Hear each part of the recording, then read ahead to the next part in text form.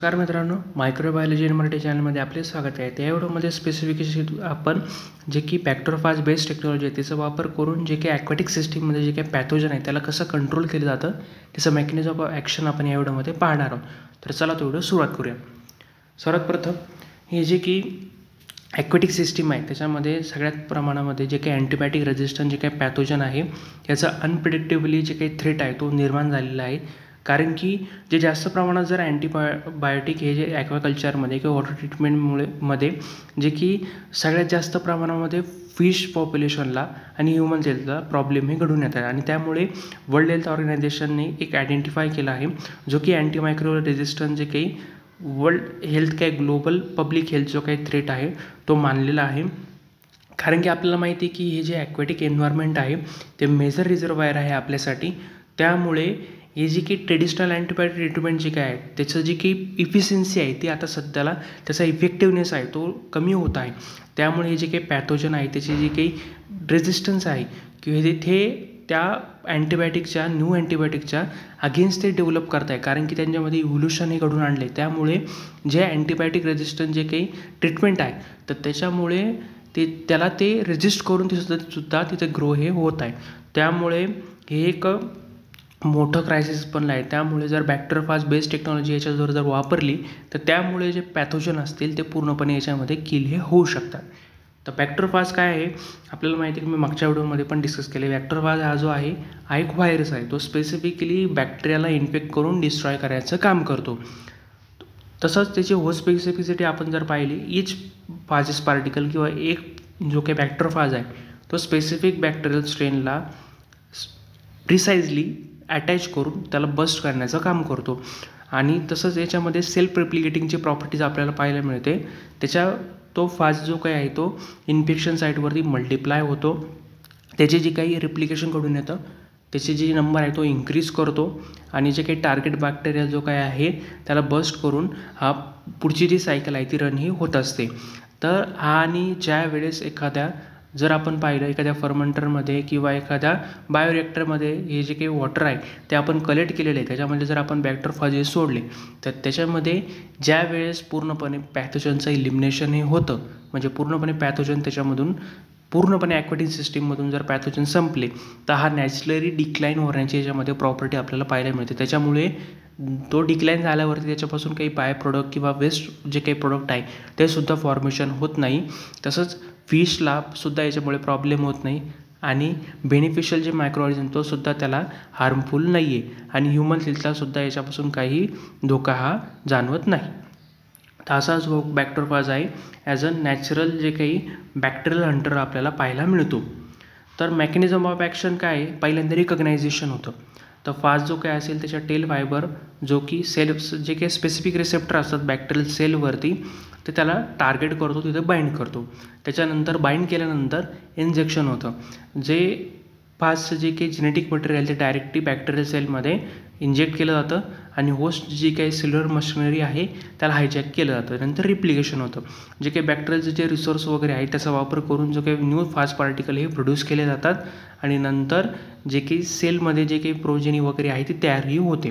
त्याच्यानंतर लायसिस होतं म्हणजे एकदा रेप्लिकेशन झालं बॅक्टेरियल सेलमधलं पूर्णपणे न्यूट्रन हे संपलं त्याच्यानंतर सेलला बस्ट केलं जातं रप्चर केलं जातं आणि न्यू फाजेस जे काही ते रिलीज होतात त्या एन्व्हायरमेंटमध्ये आणि नंतर परत जे काही पॅथोजनला ते डिस्ट्रॉय करण्यासाठी हे काम हे चालू करतं. म्हणजे ही सायकल पूर्णपणे ही चालू राहते.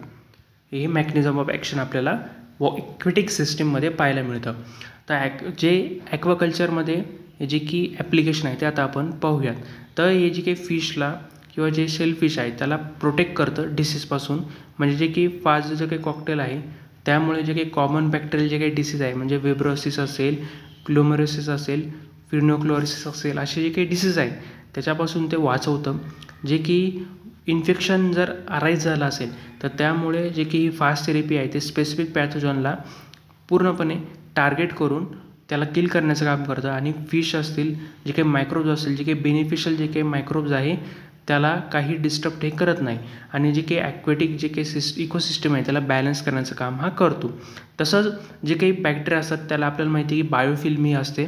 कारण की बायोफिल्मचं काय काम असतं बॅक्टेरियाला प्रोटेक्ट करणं, म्हणजे बॅक्टेरियाचं जेनेटिक मटेरियल असेल प्रोटेक्ट करणं आणि त्याच्यावर कोणताही जे काही जो पॅथोजन असेल किंवा होस्ट बॉडी असेल त्याच्यावरती अटॅक हे करू नये.